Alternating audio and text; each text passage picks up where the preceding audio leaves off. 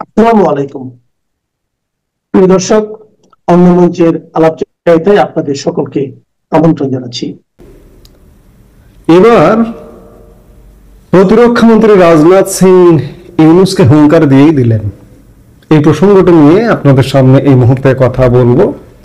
গত 15 মাস যাবৎ ভারত নীরবে নিভৃতে আসলে সহ্য করে গেছে ইউনূসের মতো একজন ক্ষুদ্র মানবের মৌখিক ভাষা দর্শন।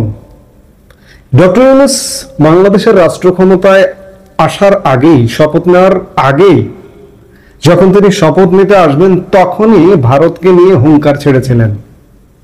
এরপরে ক্ষমতা গ্রহণের পরে বিভিন্ন সময়ে চীনে গিয়ে বিভিন্ন সময় ভারত কিন্তু একদম নীরব।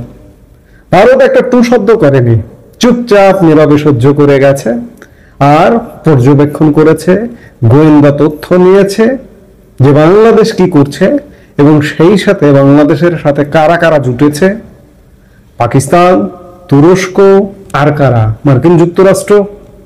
ভারত কড়া নজর রেখেছে এবং এই নজর রেখে কার্যকরী ব্যবস্থা ইতিমধ্যেই নিয়েছে। আপনারা বিভিন্ন সময় শুনছেন, গতকালকেও আমরা আলাপ করেছি। ভারতীয় সেনা ছাউনি বাংলাদেশের বর্ডারের কাছাকাছি চলে এসছে, চিকেন নেকের কাছাকাছি চলে এসছে, সেনা ছাউনি বা সেনাবাহিনীর তৎপরতা বাড়াচ্ছে, কিন্তু মুখে কোনো কথা বলেনি, আজও বলেনি। কিন্তু সহ্যের তো একটা সীমা আছে। গতকাল ভারতীয় গণমাধ্যম নিউজ 18-এ প্রতিরক্ষা মন্ত্রী রাজনাথ সিংহের একটি সাক্ষাৎকার প্রকাশিত হয়েছে। সেই সাক্ষাৎকারে এবার প্রকাশ্যে ইউনূসকে এক হাত নিলেন প্রতিরক্ষা মন্ত্রী রাজনাথ সিং। বাংলাদেশের মোহাম্মদ ইউনূসকে মুখ সামলে কথা বলার পরামর্শ দিলেন মন্ত্রী রাজনাথ সিং। আমি আগেই বললাম, সংবাদ মাধ্যম নিউজ 18-এর সাক্ষাৎকারে রাজনাথ সিং স্পষ্ট জানিয়ে দেন বাংলাদেশের সঙ্গে সম্পর্ক খারাপ করতে চায় না নয়াদিল্লি। নিজেদের চিরন্তন রীতি মেনে ভারত সব প্রতিবেশী দেশের সঙ্গে ভালো সম্পর্ক বজায় রাখতে চায়, কিন্তু ভারত যে কোনো চ্যালেঞ্জের মুখোমুখি হতে ভয় পায় না বলেও হুঁশিয়ারি দিয়েছেন রাজনাথ। এই সাক্ষাৎকারে ভারতের প্রতিরক্ষা মন্ত্রী বলেন, আমরা বাংলাদেশের সঙ্গে উত্তেজনাপূর্ণ সম্পর্ক চাই না, কিন্তু ইউনূস বাংলাদেশের অন্তর্বর্তীকালীন সরকারের প্রধান উপদেষ্টা, যা বলছেন তা নিয়ে সতর্ক থাকা উচিত। ভারতের প্রতিরক্ষা মন্ত্রী এমন সময় এই মন্তব্য করেছেন যখন বাংলাদেশের অন্তর্বর্তীকালীন সরকারের প্রধান উপদেষ্টা বিভিন্ন সময়ে, আমি শুরুতেই বলে আসছিলাম যে বেফাঁস মন্তব্য করেছেন ভারতকে নিয়ে। যেমন গত মার্চে চীন সফরে গিয়ে ইউনূস দাবি করেছিলেন যে উত্তর পূর্ব ভারতের রাজ্যগুলো স্থল বেষ্টিত, সমুদ্র নেই, বরং বাংলাদেশই একমাত্র সমুদ্রের অভিভাবক। যে মন্তব্য নিয়ে তুমুল বিতর্ক হয়েছিল সে সময়, পাল্টা করা বার্তাও দিয়েছিল ভারত সে সময় বিবৃতির মাধ্যমে, পররাষ্ট্র মন্ত্রণালয়ের মাধ্যমে। পররাষ্ট্র মন্ত্রণালয়ের মুখপাত্র রণধীর জয়সওয়াল কিন্তু বেশ নরম সুরে। কিন্তু আজকে কিন্তু রাজনাথ সিং সাক্ষাৎকারে ছেড়ে কথা বললেন না, মুখ সামলে কথা বলতে বললেন। বর্তমান বাংলাদেশের ঘটনা প্রবাহে, বিশেষ করে ইউনূস শাসনামলে দেখা যাচ্ছে যে বাংলাদেশের একটি অংশে ভারত বিরোধী বীজ রোপণ করা হয়েছে। যে ভারতের কারণে বাংলাদেশের স্বাধীনতা অর্জিত হয়েছিল, সেই ভারতকে নিয়ে বাংলাদেশের একটি অংশ, এটি সীমিত, এটিকে অনেক স্ফীতভাবে দেখা যায়। ভারতীয়রা মনে করে যে বাংলাদেশ পুরোটাই ভারত বিরোধী। না, আমি এর তীব্র প্রতিবাদ করব। ভারত বিরোধী নয়, বাংলাদেশের বেশিরভাগ মানুষ ভারতের সাথে একটা যৌক্তিক সম্পর্ক চায়, কিন্তু এই যে একটা ভারত বিরোধী সরকার, এই কারণে এটি তীব্রভাবে দেখা যাচ্ছে। আপনারা 1.5 বছর আগে দেখেছিলেন যে বাংলাদেশে ভারত বিরোধী জনগণ আছে, সীমিত। হ্যাঁ, 24-এর ফেব্রুয়ারি মাসে একটা ভারত বিরোধী বাংলাদেশে ক্যাম্পেইন হয়েছিল, কিন্তু সেটা সেখানে বেশিরভাগ মানুষ বাংলাদেশ ভারত একটা যৌক্তিক সম্পর্ক চায়। কিন্তু এখন সরকারটাই ভারত বিরোধী, সরকারটাই পাকিস্তানপন্থী। কাজেই দেখা যাচ্ছে সুস্পষ্টভাবে এখন অবস্থাটা এমন হয়েছে যে গাছের পাতা নড়লেও তাতেই ভারতের হাত দেখতে পান এই ভারত বিরোধীরা। সংশ্লিষ্ট মহলের মতে নিজেদের দুর্বলতা ঢাকতে এবং ক্ষমতার লোভে দেশের মানুষের মগজ ধোলাই করছেন বাংলাদেশের এই মুহূর্তের ইউনূস সরকার এবং রাজনৈতিক নেতৃবৃন্দ। মুদ্রা কথা, ভারত গত 15 মাস যাবৎ সহ্য করছে নীরবে ইউনূসের বর্ষণ, ইউনূসের উপদেষ্টা পরিষদের, এমনকি বাংলাদেশের রাজনৈতিক দলগুলোরও, কিন্তু কোনো জোরালো হুঙ্কার দেয়নি। কিন্তু প্রতিরক্ষা মন্ত্রী রাজনাথ সিং হুঙ্কার দিয়ে বসলেন। আপনাদের মনে আছে নিশ্চয়ই যে গত মে মাস বিশেষ করে কাশ্মীরের পাহেলগাঁও হামলা হলো, জঙ্গি হামলা হলো পাকিস্তান থেকে। তারপর থেকে ভারত এবং পাকিস্তানের সম্পর্কটা কেমন হয়েছিল এবং দুই দেশের রাজনীতিবিদদের মধ্যে, সরকারের মধ্যে কথা পাল্টা কথা, যুদ্ধ শুরুতে হয়েছিল। এরপরে যুদ্ধই শুরু হয়ে গিয়েছিল। বাংলাদেশ কি সেদিকে যাচ্ছে? আমি বারবার এই শঙ্কার কথা বলি। কারণটা হচ্ছে বাংলাদেশের আচরণ, পাকিস্তানের আচরণ। পাকিস্তান পশ্চিম সীমান্তে ভারতের সঙ্গে সংঘাতে জড়াবার নানা উপায় খুঁজে বেড়ায়। এখন বাংলাদেশকে বাগে পেয়ে পূর্ব সীমান্ত বাংলাদেশ দিয়েও নানা রকম উস্কানি তৈরি করবার পায়তারা করছে। আর এই পায়তারায় যুক্ত হয়েছে বাংলাদেশের বর্তমান অন্তর্বর্তীকালীন সরকার। এবং এই সরকার শুরু থেকেই ভারতকে নানা রকম হুমকি ধামকি দেয়। এমনকি বাংলাদেশের সামরিক বাহিনীর রিটায়ার্ড অফিসাররা পর্যন্ত বলে, এগুলো পুরনো কথা, বারবার কথিত কথা, যে 4 দিনে কলকাতা দখল করবে। এই সামরিক অফিসাররা সামরিক বাহিনীতে চাকরি করলো কিভাবে বাংলাদেশের? তারা বাংলাদেশের সামরিক সক্ষমতা জানে না, জেনেও নির্বোধের মতো কিভাবে বলে 4 দিনে কলকাতা দখল করবে। আমাদের এখান থেকে নানা রকম বর্ষণ বাণী বিদ্ধ করা হয়েছে ভারতকে। আজকে রাজনাথ সিং বলছেন, বলতে বাধ্য হচ্ছেন, ভবিষ্যতে হয়তো প্রধানমন্ত্রী নরেন্দ্র মোদী বলবেন, ভবিষ্যতে হয়তো অমিত শাহ বলবেন। আর কত সহ্য করবেন? মুখের কথা চলবে, সামরিক প্রস্তুতি চলবে, বেশি বাড়াবাড়ি করলে আমাদের দিকে তেড়ে আসবে, আর আমরা পড়ব বিপদে। আমাদের বিপদে ফেলাবে কে? মোহাম্মদ ইউনূসের সরকার। আমাদের নিয়তিটা আসলে খারাপ। আজকে 54-55 বছর পরে এসেও আমার বাংলাদেশের স্বাধীনতা, সার্বভৌমত্ব, আমার অস্তিত্বের প্রশ্ন নিয়ে চিন্তা করতে হয়। আমার সবচেয়ে নিকট প্রতিবেশীর সঙ্গে সম্পর্ক খারাপ হয়। কেন খারাপ হবে? আমরা পাশাপাশি একসঙ্গে বসবাস করতে পারি না। নেপালের সাথে তো কোনো সমস্যা হয় না, ভুটানের সাথে তো সমস্যা হয় না, আমার সাথে সমস্যা। ওইদিকে পাকিস্তানের সাথে, এদিকে আমার সাথে। কেন? সমস্যাগুলোকে পেছনে ফেলে আমরা কি এগিয়ে যেতে পারি না? কিন্তু আজকে চিন্তা করতে হয় যে ভারতের সহায়তায় আমরা 55 বছরে স্বাধীনতা অর্জন করেছি।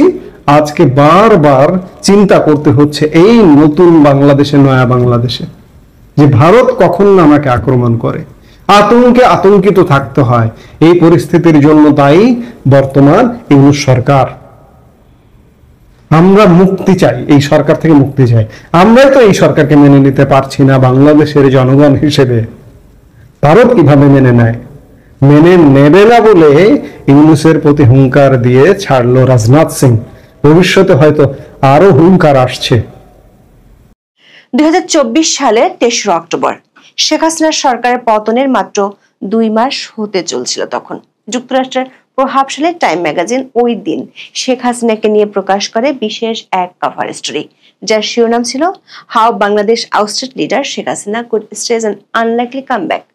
বাংলায় যার অর্থ দাঁড়ায়, বাংলাদেশের ক্ষমতাচ্যুত নেতা শেখ হাসিনা কিভাবে অবিশ্বাস্য প্রত্যাবর্তন করতে পারেন।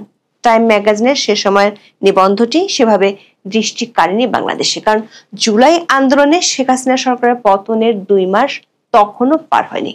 ডক্টর মোহাম্মদ ইউনূসের নেতৃত্বাধীন সরকার মধু চন্দ্রিমা উদযাপনে ব্যস্ত ছিল। তখন দেশ বিদেশের সংবাদ মাধ্যমে ছিল অধ্যাপক ইউনূসকে নিয়ে প্রশংসার বন্যা। জাতিসংঘ সাধারণ পরিষদ অধিবেশন উপলক্ষে নিউ ইয়র্ক যাত্রার মাধ্যমে খোলা হয় বিদেশ সফরের খাতা। এমন এক আনন্দঘন পরিবেশের মাঝে এমন খবর আলোচনায় আসবে না, সেটাই ছিল স্বাভাবিক। উল্টো সরকার সমর্থকরা শুরু থেকেই দাবি করছেন বাংলাদেশে আওয়ামী লীগ এবং শেখ হাসিনার অধ্যায় শেষ। তবে টাইমের 1 বছর আগের কভার স্টোরিতে দেয়া কিছু ইঙ্গিত মিলে যাচ্ছে বা মিলতে শুরু করেছে।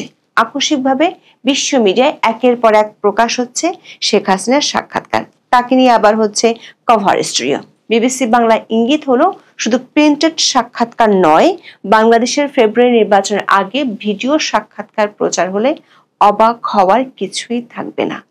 তার চেয়ে বড় আশঙ্কার বিষয় হলো 1 বছরের মধ্যে বিশ্ব মিডিয়া প্রশ্ন তুলছে জুলাই অভ্যুত্থান ব্যর্থ কিনা। সাম্প্রতিক সময় আওয়ামী লীগের নিষেধাজ্ঞা ও অংশগ্রহণমূলক নির্বাচনের ইস্যু নিয়ে আন্তর্জাতিক নানা মহল থেকে চাপে আছে সরকার। সবশেষ বাংলাদেশের আগামী জাতীয় নির্বাচনকে ঘিরে এই দুই ইস্যুতে সতর্ক বার্তা দিয়েছেন যুক্তরাজ্যের হাউস অব লর্ডসের সদস্য লর্ড অ্যালেক্স কার্লাইল। প্রশ্ন হলো, শেখ হাসিনার বিরুদ্ধে মামলার রায় যখন ঘোষিত হতে পারে এবং নির্বাচন যখন সন্নিকটে, তখনই শেখ হাসিনার এত সাক্ষাৎকার প্রকাশ হচ্ছে কেন? আবার শেখ হাসিনার পক্ষ থেকে যেসব অভিযোগ উঠে আসছে সে সম্পর্কে অধ্যাপক ইউনূস ও তার পিআর টিম নীরব কেন? আবার অন্তর্ভুক্তিমূলক নির্বাচনের জন্য যখন বিদেশিদের পক্ষ থেকে চাপ বাড়ছে, তখনই শেখ হাসিনার বক্তব্যগুলো ডিফেন্ড করার মতো শক্ত কোনো যুক্তি কেন সরকার খুঁজে পাচ্ছে না? বিস্তারিত জানতে চলুন যাওয়া যাক বিশ্লেষণে।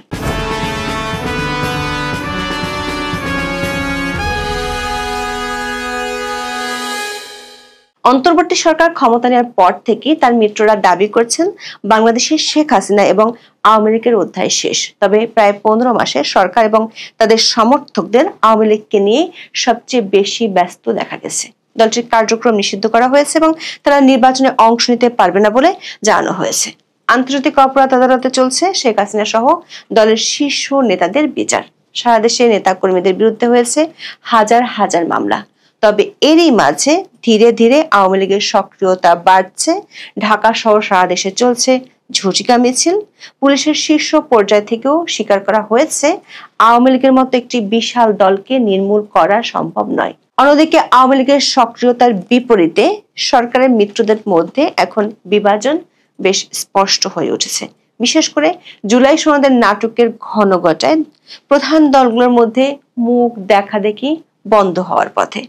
একে অন্যের বিরুদ্ধে বাড়াচ্ছে যুদ্ধের দামামা। অধ্যাপক ইউনূসকে নিয়েও মিত্র দলগুলোর অভিযোগে শেষ নেই। এমন লেজে গোবরে অবস্থার মধ্যে আকস্মিকভাবে আন্তর্জাতিক মিডিয়ায় শেখ হাসিনার একের পর এক সাক্ষাৎকার প্রকাশিত হচ্ছে। যেসব মিডিয়া কয়েক মাস আগেও অন্তর্বর্তী সরকারের প্রশংসায় পঞ্চমুখ ছিল, তারা এখন জুলাই অভ্যুত্থান ব্যর্থ কিনা সে প্রশ্ন তুলেছে। অধ্যাপক ইউনূস ক্ষমতা নেওয়ার শুরু থেকেই অন্তর্বর্তী সরকারের মিত্রের ভূমিকা নেয় যুক্তরাজ্যের প্রভাবশালী দৈনিক দ্য ফিনান্সিয়াল টাইমস। বিভিন্ন সময়ে আওয়ামী লীগ সরকারের অনিয়মের অভিযোগ নিয়ে প্রকাশিত হয়েছে প্রতিবেদন। আবার প্রধান উপদেষ্টার একাধিক সাক্ষাৎকারও প্রকাশ করে পত্রিকাটি। কিংস পার্টি এনসিপি গঠনের আনুষ্ঠানিক ঘোষণাটিও প্রথম এই পত্রিকার মারফতে দেন অধ্যাপক ইউনূস। গত জানুয়ারিতে সুইজারল্যান্ডের দাভোস সফরের সময় এক সাক্ষাৎকারে তিনি এই ঘোষণা দেন। এই সাক্ষাৎকারে 1 মাসের মধ্যে নাহিদ ইসলামের নেতৃত্বে আনুষ্ঠানিক যাত্রা শুরু করে এনসিপি। কিন্তু সেই ফিনান্সিয়াল টাইমসের কন্টেন্ট এবং কন্টেন্টের ফ্রেমিং পাল্টে গেছে রাতারাতি। অন্তর্বর্তী সরকার এবং অধ্যাপক ইউনূসের এমন ঘনিষ্ঠ পত্রিকাটিতেই এখন জুলাই অভ্যুত্থান ব্যর্থ কি না সেই প্রশ্ন তোলা হয়েছে। বাংলাদেশের জেনজি বিপ্লব কি ধ্বংসের পথে, এমন শিরোনামে বিশাল এক প্রতিবেদন 7ই নভেম্বর প্রকাশ করে দ্য ফিনান্সিয়াল টাইমস। এতে বলা হয়, শেখ হাসিনার পতনের 1 বছরের বেশি সময় পর ছাত্র আন্দোলন থেকে বাস্তব পরিবর্তনের সম্ভাবনা হারিয়ে যাচ্ছে। প্রতিবেদনে বলা হয়, ছাত্র আন্দোলনটি নতুন মুখ নিয়ে নতুন রাজনৈতিক সমঝোতার সম্ভাবনার কথা বলতেও এখন তার উপর থেকে বিশ্বাস উঠে যাচ্ছে। কারণ বহুদিন ধরে দেশকে নিয়ন্ত্রণ করা প্রতিষ্ঠিত রাজনৈতিক শক্তিগুলো আবার প্রভাব বিস্তার করছে। বাংলাদেশে বিভাজনমূলক ধর্মীয় সহিংসতা এখন সাধারণ ঘটনায় পরিণত হয়েছে। বাড়ছে উগ্রপন্থী ইসলামী ব্যবস্থার আশঙ্কা। অদ্ভুত ব্যাপার হলো, আওয়ামী লীগের প্রতি নমনীয় সুরও দেখা গেছে প্রতিবেদনে। বলা হয়েছে, দলটি তাদের বেশ কিছু নেতাকর্মী হত্যাকাণ্ডের শিকার বলে দাবি করছে। অধ্যাপক ইউনূস নিজেও ক্ষমতার অপব্যবহার ও আইনের অপপ্রয়োগের অভিযোগের মুখোমুখি। তার সরকার আওয়ামী লীগকে ফেব্রুয়ারিতে অনুষ্ঠেয় নির্বাচনে নিষিদ্ধ করেছে। অভ্যুত্থানের সাফল্য নিয়ে গুরুতর শঙ্কা জানিয়ে দ্য ফিনান্সিয়াল টাইমস লিখেছে, কেউ কেউ এখন মনে করছেন বিপ্লবটি একটি ভুয়া সকালের সূচনা বলে মনে হচ্ছে। Bangladesh institute of peace and security স্টাডিজের সিনিয়র ফেলো শফকাত মুনির পত্রিকাটিকে বলেন, আমাদের একটি বিরল জাতীয় ঐক্যের মুহূর্ত ছিল, আর এখন সেটি সম্পূর্ণ শেষ হয়ে গেছে।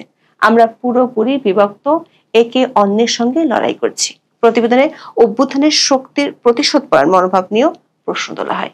পত্রিকাটি লিখেছে, রাজধানীর রাস্তাঘাটে স্বেচ্ছা নির্বাসিত শেখ হাসিনার বিরুদ্ধে প্রতিশোধ নেয়ার ক্ষুধা স্পষ্টভাবে দৃশ্যমান।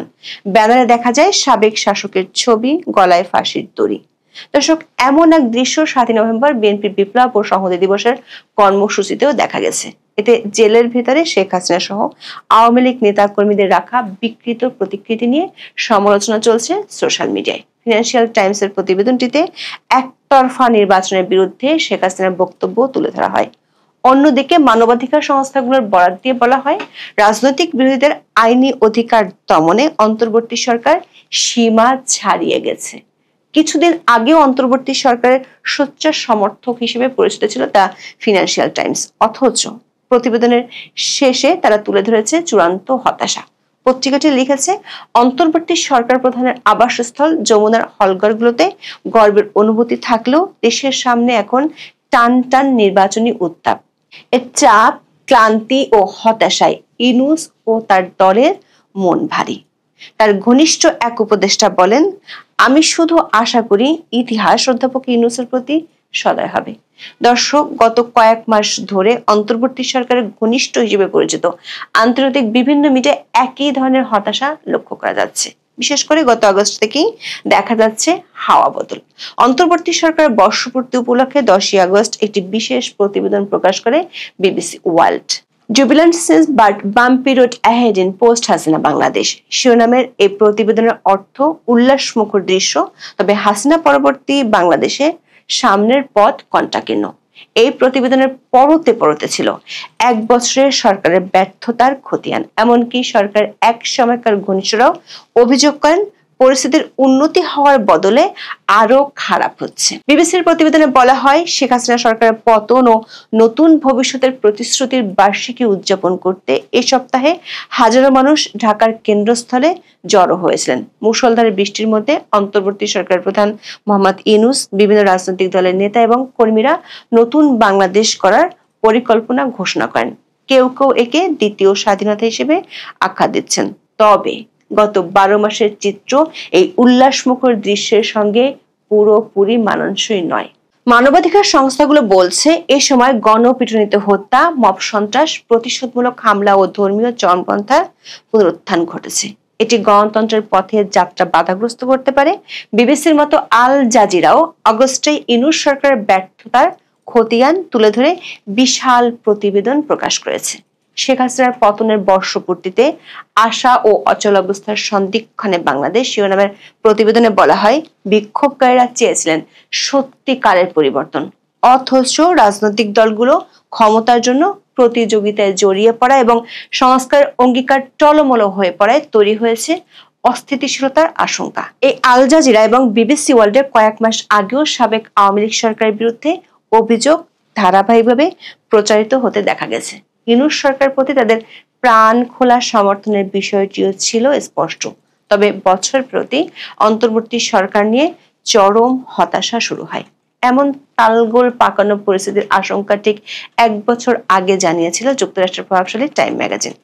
এতদিন পর দেখা যাচ্ছে তাদের পূর্বাভাস সত্যি প্রমাণিত হচ্ছে। 2024 সালের 23 অক্টোবর টাইমের প্রতিবেদনে বলা হয়, অন্তর্বর্তী সরকারের ব্যর্থতা এবং মৃত্যুদের হানাহানির কারণে আবার শক্তিশালী প্রত্যাবর্তন ঘটতে পারে শেখ হাসিনার। প্রতিবেদনে বলা হয়, শেখ হাসিনার প্রস্থান নিয়ে প্রথমে উচ্ছ্বাস দেখা দিয়েছিল, তবে এখন দেশ কোন পথে যাবে তা নিয়ে কোলাহল ও ঝগড়ায় রূপ নিয়েছে। সংস্কারপন্থীরা বড় ধরনের সংকটে আছেন। কার্যকর সংস্কার বাস্তবায়ন এবং নিপীড়নের জন্য দায়ীদের জবাবদিহিতা আনতে সময় লাগবে। অর্থনৈতিকভাবে ভুগতে থাকা দিক নির্দেশনাহীন দেশ দ্রুত ধৈর্য হারাবে। অস্থিরতা ও অচলাবস্থা চলতে থাকলে বিপর্যস্ত জনগণ শেখ হাসিনার রেকর্ডের দিকে হয়তো আরো সহানুভূতির সঙ্গে ফিরে তাকাবে। টাইমের প্রতিবেদনে উইলসন সেন্টারের দক্ষিণ এশিয়া ইনস্টিটিউটের পরিচালক মাইকেল কুগেলম্যান বলেন, শেখ হাসিনার প্রত্যাবর্তন খুবই বিশ্বাসযোগ্য সম্ভাবনা।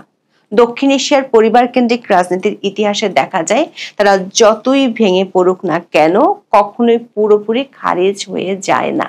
অনেকেই মনে করেন টাইমসের ইঙ্গিতটি তখন একেবারে কেউ আলোচনায় নিতে চায়নি, কিন্তু আন্তর্জাতিক প্রভাবশালী সংবাদ মাধ্যমে গত এক সপ্তাহ ধরে শেখ হাসিনার একের পর এক সাক্ষাৎকার প্রকাশের ঘটনায় তার সক্রিয়তার ইঙ্গিতটি পরিষ্কার। এএফপি, রয়টার্স এবং দ্য ইন্ডিপেন্ডেন্টে একই দিনে 3টি সাক্ষাৎকার প্রকাশ নিয়ে সরকারের ভেতরেও অস্থিরতা বেড়েছে। এরই মধ্যে যুক্তরাজ্যের প্রভাবশালী দ্য উইকের ছাপা সংস্করণে প্রকাশ হয়েছে শেখ হাসিনার একটি লেখা। দ্য উইকের প্রোমো ভাইরাল হয়েছে সামাজিক মাধ্যমে। প্রোমোতে বলা হয়েছে শেখ হাসিনার মূল লেখাটি দ্য উইকের 16ই নভেম্বর সংস্করণে রাখা হয়েছে, যেখানে তার দল ও পরবর্তী পরিকল্পনা সহ সমসাময়িক বিভিন্ন বিষয়ে তার মতামত তুলে ধরেছেন।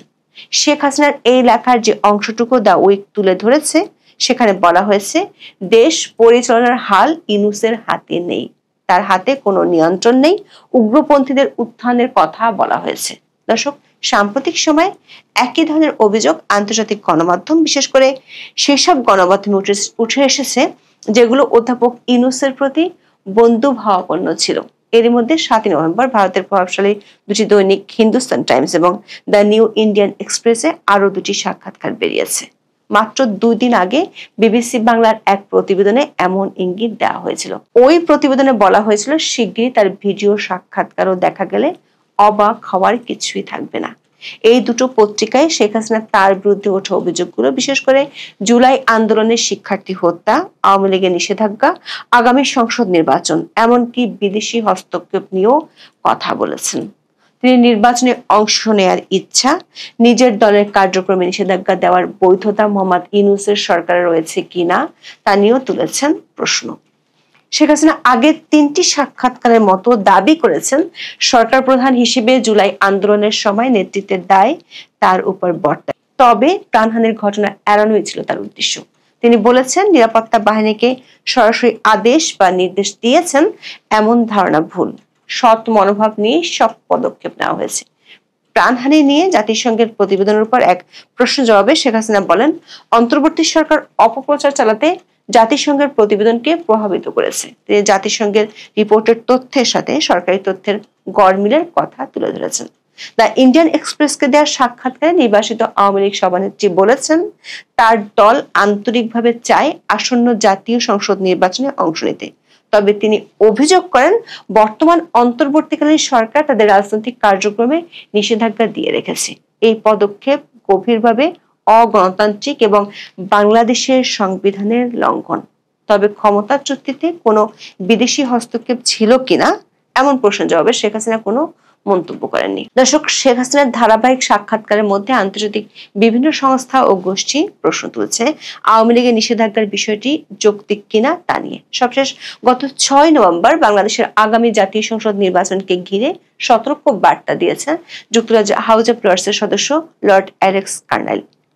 এক বিবৃতিতে লর্ড কার্নাইল বলেন বাংলাদেশের বর্তমান পরিস্থিতি আন্তর্জাতিক মহলের জন্য গভীর উদ্বেগের বিষয়। 2024 সালের পর থেকে রাজনৈতিক অস্থিরতা একাধিক সংকট সৃষ্টি করেছে, যেগুলোর দ্রুত সমাধান প্রয়োজন। আবার এই বিবৃতি এমন সময় এসেছে যখন নিষিদ্ধ আওয়ামী লীগ আসন্ন ত্রয়োদশ জাতীয় সংসদ নির্বাচনে জাতিসংঘের কারিগরি সহযোগিতা বন্ধের আহ্বান জানিয়ে চিঠি দিয়েছে। এখন এই পর্যন্ত। সবাই ভালো থাকুন, সুস্থ থাকুন।